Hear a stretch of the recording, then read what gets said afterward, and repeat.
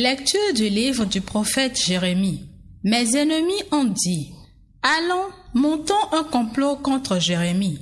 La loi ne va pas disparaître par manque de prêtres, ni le conseil par manque de sages, ni la parole par manque de prophètes. Allons, attaquons-le par notre langue, ne faisons pas attention à toutes ces paroles. Mais toi, Seigneur, fais attention à moi, écoute ce que disent mes adversaires. Comment peut-on rendre le mal pour le bien? Ils ont creusé une fosse pour me perdre. Souviens-toi que je me suis tenu en ta présence pour te parler en leur faveur, pour détourner de ta colère. Sauve-moi, mon Dieu, par ton amour. Sauve-moi, mon Dieu, par ton amour. Tu m'arraches au filet qu'ils m'ont tendu. Oui, c'est toi mon abri. En tes mains, je remets mon esprit. Tu me rachètes, Seigneur Dieu de vérité. Sauve-moi, mon Dieu, par ton amour. J'entends les calomnies de la foule. De tous côtés, c'est l'épouvante. Ils ont tenu conseil contre moi. Ils s'accordent pour m'ôter la vie. Sauve-moi, mon Dieu, par ton amour. Moi, je suis sûr de toi, Seigneur. Je dis, tu es mon Dieu. Mes jours sont dans tes mains. Délivre-moi des mains hostiles qui s'acharnent.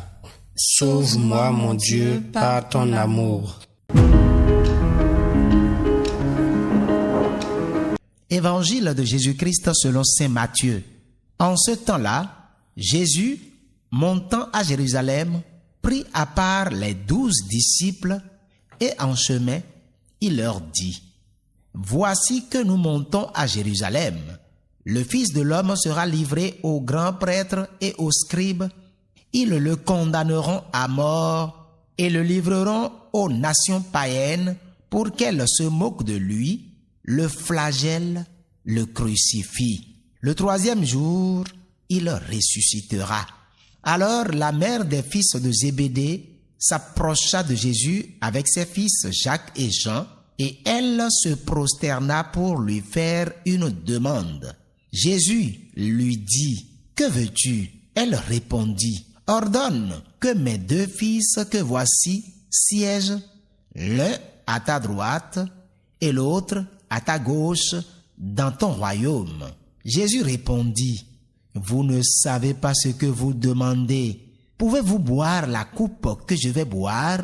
Ils lui disent, « Nous le pouvons. » Il leur dit, « Ma coupe, vous la boirez.